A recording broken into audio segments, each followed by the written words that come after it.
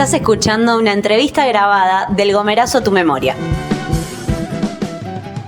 Estamos a punto de tener una entrevista exclusiva con Matías Oberlin en ocasión de, charlar sobre el cambio de la ley de tierras, ¿no? Que quieren pasar en el Congreso el próximo miércoles, el 6. El 6 de agosto. Buenas tardes a toda nuestra audiencia que nos escuchan por distintos medios, ¿sí? Por nuestras redes sociales, por nuestro canal de YouTube, por nuestro aire, por la frecuencia modulada FM 89.3. Es verdad, una nueva tarde de entrevistas en esta ocasión para seguir formándonos, para seguir aprendiendo y comunicando, ¿no? Con respecto a la agenda y la coyuntura nacional y las próximas decisiones que quiere tomar este gobierno libertario, ¿no?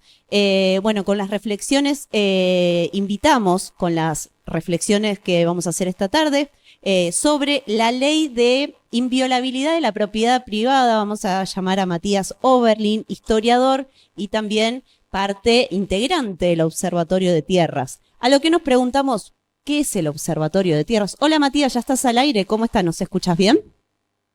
¿Qué tal? Bueno, ¿cómo estás? Gusto saludarte.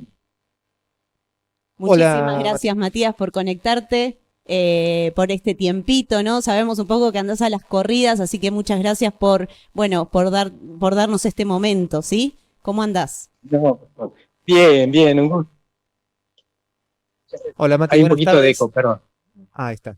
Bueno, nos acomodamos con los volúmenes para tener algunos minutos, ¿no? De conversación con Matías, que es historiador, es parte del Observatorio de Tierras y que viene trabajando junto con su equipo denunciando, ¿no? La extranjerización de las tierras, la acumulación de tierras por parte de empresarios extranjeros, ¿no? Y bueno, los últimos días viene hablando mucho, comunicando, teniendo el rol de comunicador sobre lo que es este cambio en la ley de tierras que quiere llevar adelante el Senado y el gobierno de Javier Milei. Hola, exacto. Este gobierno, me alejo un poco del auricular porque tiene eco. Bien. Este gobierno está queriendo avanzar con un proyecto al que llaman de inviolabilidad de la propiedad privada, que nosotros decimos que es un nombre de fantasía en realidad, porque es un proyecto, el nombre no tiene nada que ver con lo que contiene el proyecto, ¿no? Una actitud a la que ya nos tiene acostumbrados el gobierno a esta altura. El proyecto en realidad trata varios temas, es una ley ómnibus que tiene un conjunto de artículos que modifican varias leyes y afectan a varios sectores de la sociedad. Entre ellos, lo que nosotros venimos señalando es que en realidad se trata de un proyecto de extranjerización de tierras. ¿Por qué? Porque deroga el corazón de la ley de tierras. Lo hace además de una manera muy obscena porque el proyecto tiene un montón de artículos, tiene un montón de partes, tiene como 40 páginas, y en un solo artículo, en menos de un renglón, dicen se derogan los artículos 5, 8, 9, 10, 12, 16 y 18 de la Ley de Tierras, que son todos los artículos que fijan de alguna manera límites a este proceso de extranjerización. El proceso de extranjerización tiene que ver no con inmigrantes que vienen a vivir en nuestro territorio y se quedan, eso está contemplado tanto por la Constitución como por la Ley de Tierras, sino por grandes corporaciones que se quedan con una porción importante de nuestro territorio y que la controlan desde afuera. Ese proceso fue creciendo mucho desde la década del 90 y actualmente lo que nosotros señalamos en el Observatorio de Tierras, en el mapa que creamos, es que hay 13 millones de hectáreas que están en manos de estas grandes corporaciones extranjeras, lo que representa una superficie similar a la provincia de Santa Fe, ¿no? Lo cual ya debería escandalizarnos, claro, por las dimensiones. Sin embargo, cuando uno transforma ese número en el porcentaje, la ley lo que fija es un máximo de extranjerización a nivel nacional de un 15%, que es a nivel nacional, provincial y subprovincial. Pero a nivel nacional, esas 13 millones de hectáreas solo representan un 5%. Entonces ahí uno donde se pregunta por qué están queriendo derogar esta ley. Y lo que se encuentra es que el problema no es ni a nivel provincial, sino a nivel subprovincial. Hay 36 departamentos que están ubicados todos en zonas estratégicas, en zonas con agua, con minerales críticos, con hidrocarburos, en zonas de frontera o a la vera del Paraná, que son las que exceden este límite del 15% fijado por la ley. Vamos a decir entonces que a partir del 2011 hay una ley que veda por la soberanía nacional, ¿sí? Que prohíbe la venta de espejos de agua dulce, de zonas fronterizas, de montes o de zonas muy fértiles en una venta en exceso a la extranjerización, o sea, al extranjero, ¿no? Eso sería. Pero esos son los Exactamente. artículos que justo quieren sacar. Exacto. La ley del año 2011, que se aprueba además con una amplia mayoría, ¿no? En el año 2011 vemos como sociedad la gravedad del asunto de la extranjerización, y entonces se aprueba esta ley que se Claro, aprueba con una hasta amplia ese mayoría en la momento no Cámara de había. Diputados y casi por unanimidad en la Cámara de Senadores. Hubo un solo voto que no la votó. Bien, La ley. hasta ese momento no Para darnos había cuenta del respaldo. nivel de consenso respecto al tema, ¿no? Lo que hace la ley es fijar un máximo de 15% a nivel nacional, provincial o subprovincial, que no puedan ser de una sola nacionalidad los que se quedan con el total de ese 15%, que no se puedan quedar con zonas que lindan con ríos o que zonas que contienen lagos o espejos de agua permanentes, Claro. y que no se puedan quedar con más de 1000 hectáreas en la zona núcleo, que es la zona más productiva del país, o sus equivalentes en otras regiones del país. Bueno, todos esos artículos que fijan límites son los que intentan derogar con este artículo metido adentro de la ley de tierras. Bueno, la pregunta es entonces, claro, perdón, una duda era que antes del 2011 estaba la libertad de vender lo que se quisiera, digamos, hasta antes de la ley. Exactamente, por eso También. estos 36 departamentos, muchos tienen, son en realidad procesos que se arrastran de la década del 90. Lo que hizo la ley es frenar ese proceso, Claro, porque la ley rige hacia adelante, no rige hacia atrás, ¿no? claro. Entonces, estas 13 millones de hectáreas y estos 36 departamentos, en su gran mayoría son procesos que se dieron particularmente en la década del 90, ¿no? Y a principios de los años 2000. Bueno, el Claro. caso escandaloso que estuvo circulando en estos días, donde hubo, por ejemplo, un ciudadano estadounidense que quiso comprar 200.000 hectáreas en La Rioja que contenían un pueblo adentro, ¿no? Sí. Mirá vos. Este tipo de casos se dieron entre los 90 y los años 2000, el caso de Benetton, que tiene casi 1 millón de hectáreas en el sur, el caso de Joe Lewis, que tiene un lago en una zona de frontera. Claro, y aquí en Santiago del Estero también conocemos de esos casos, bien como decís, Mati, durante la década del 90, el 2000, antes de esa ley de tierras, antes de poner en orden ese Estado de Derecho, hay muchas zonas que fueron apropiadas ilegalmente por estos empresarios extranjeros. Aquí en Santiago, los departamentos Jiménez, el departamento Aguirre, también el departamento Belgrano, tienen más de ese 15% o rondan en ese 15% de tierras extranjeras, que eran tierras de comunidades. Pero bueno, como nos Exacto. contás, en otros lugares se dio proceso similar hasta que se lo frenó en 2011. Exactamente. Es un proceso que se dio en muchas regiones del país.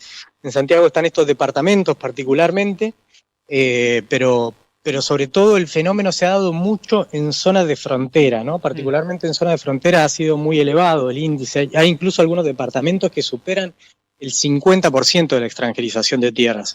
El caso del Lácar en Neuquén, por ejemplo, es un caso paradigmático, con más del 50% de las tierras extranjerizadas en una zona que además es muy rica en agua y en paisaje, ¿no? Una zona muy codiciada también por un negocio inmobiliario. En general, La Madrid, que es un pueblo de La Rioja, lindante con este otro departamento donde el estadounidense compró 200.000 hectáreas y que fue a la justicia y que fue el caso que después generó el escándalo para que se apruebe la ley en el año 2011. Molinos y San Carlos en Salta también superan el 50% de la extranjerización de tierras.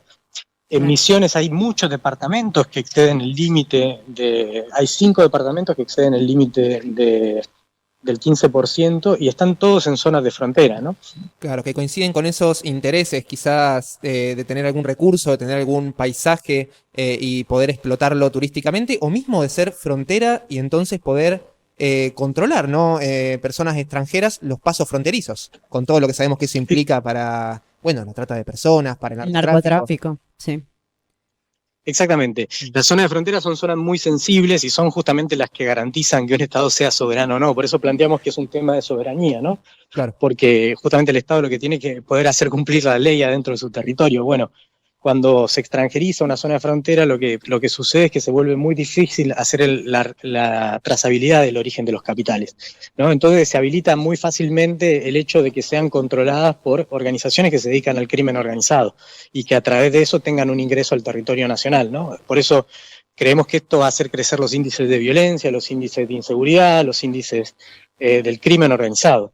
Está clarísimo lo que estás diciendo y al principio dijiste que no está pensada esta ley específicamente, por ejemplo, para comunidades bolivianas que producen alimentos, por ejemplo. No está pensada para que vengan productores latinoamericanos, por ejemplo, en el caso que lo hemos vivido en otras organizaciones hermanas en Buenos Aires que tienen que arrendar la tierra, alquilarla para poder tener su quinta y esa quinta provee a las verdulerías que la gran mayoría compramos, ¿no? De la cual nos suministramos.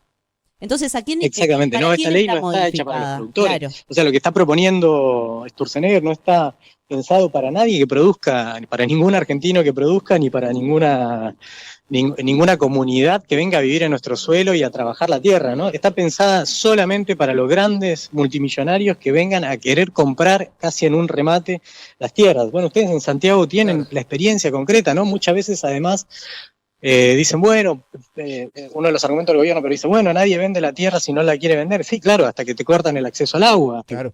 te cortan el acceso a una ruta, hasta que de golpe la vida donde vivís se vuelve imposible y entonces no te queda otra que emigrar, ¿no? O cuando el remate está hecho en otro lado. Bueno, entonces decimos, es una ley, perdón, que está hecha a medida de los Joe Lewis, de los Peter Thiel y de todos esos nombres. No sé, acá tenemos de los Fuentes Barrau, de esos empresarios extranjeros que están buscando acaparar tierra.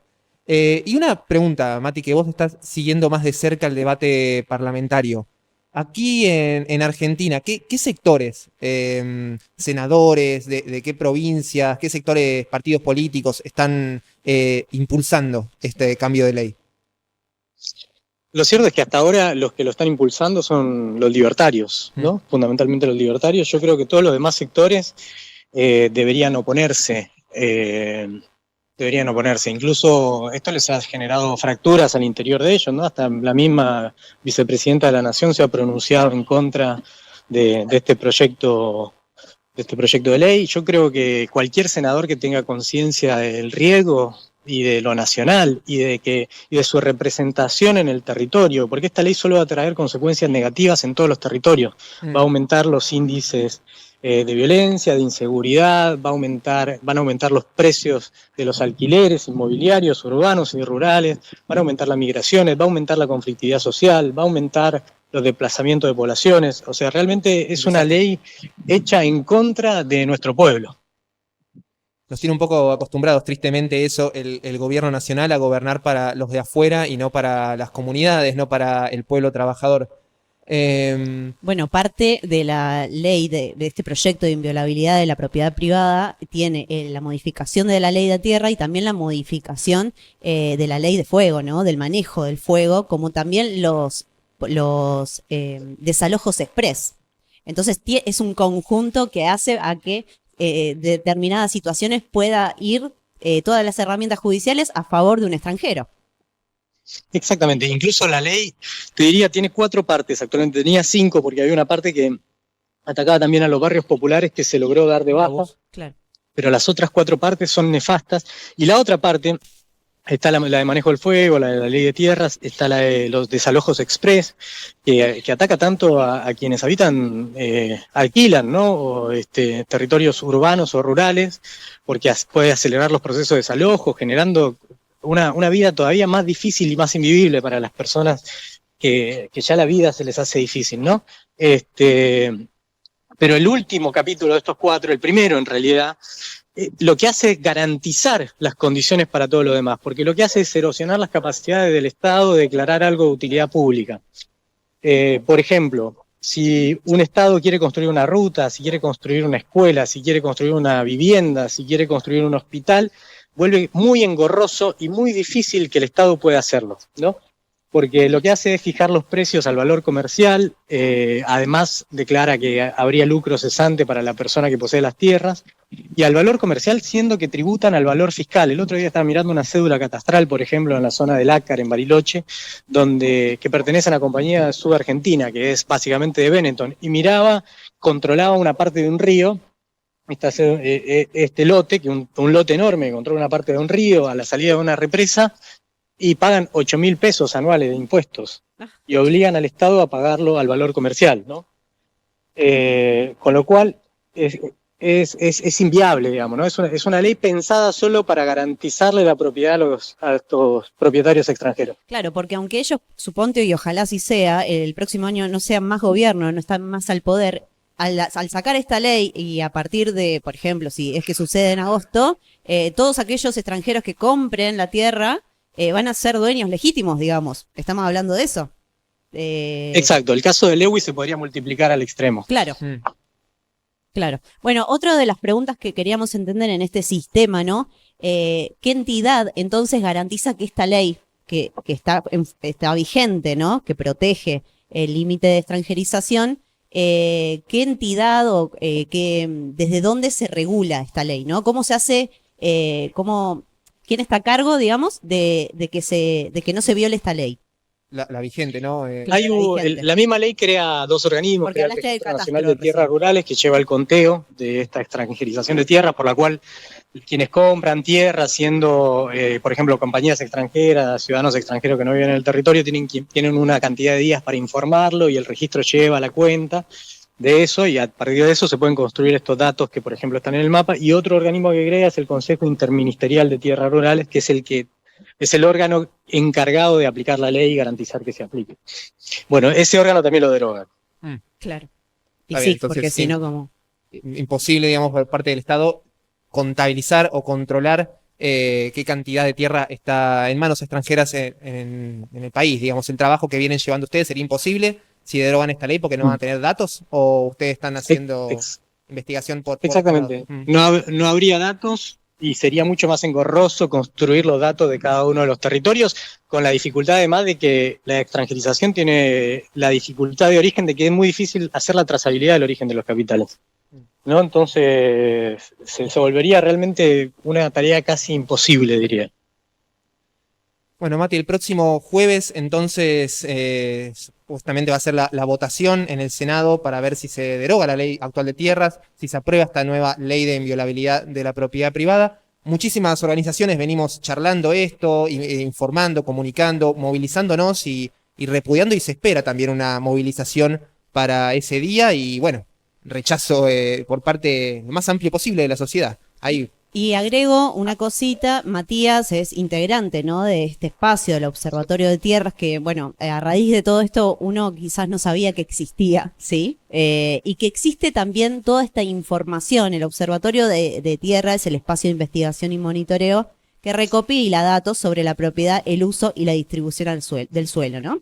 Esta información está toda organizada en un mapa didáctico y dinámico buenísimo, que lo podés encontrar en internet, le hablamos a toda la audiencia, ¿no? Donde cada uno de los departamentos de todas las provincias puede ver cuántos territorios, cuántas hectáreas, qué porcentaje, si supera o no el 5% correspondiente a la ley, y en manos de qué empresas están, ¿no? E incluso de qué naciones son. Capitales de qué nacionalidades, claro, qué proyectos mineros hay, qué comunidades indígenas hay en esos territorios. Entonces es un mapa de conciencia incluso, porque uno defiende lo que conoce, así que ese trabajo de relevamiento en conjunto con la UBA, ¿no?, con el CONICET, bueno, es importantísimo, Matías. Muchísimas gracias. Para eso creamos esta herramienta y me alegra un montón que esté funcionando y esté circulando y que se conozca su utilidad, y gracias por difundirlo también. Muchísimas gracias, Matías. Bueno, cuando quieras, acá las puertas abiertas de la Universidad Campesina nuevamente, porque ya conocés vos acá, ¿no? Sí. La conozco, ya he estado varias veces. Bueno, cuando quieras nos volvemos a reencontrar entonces. Muchas por gracias. Supuesto, un abrazo enorme. Muchas gracias por esta conversación, Mati. Nos seguimos encontrando, conversando, informando, ¿no? Todo lo que está pasando en la coyuntura nacional. Acabas de escuchar una entrevista exclusiva en el marco del Gomerazo a tu memoria. Escuchanos todas las mañanas por la FM 89.3, la radio de la Universidad Campesina.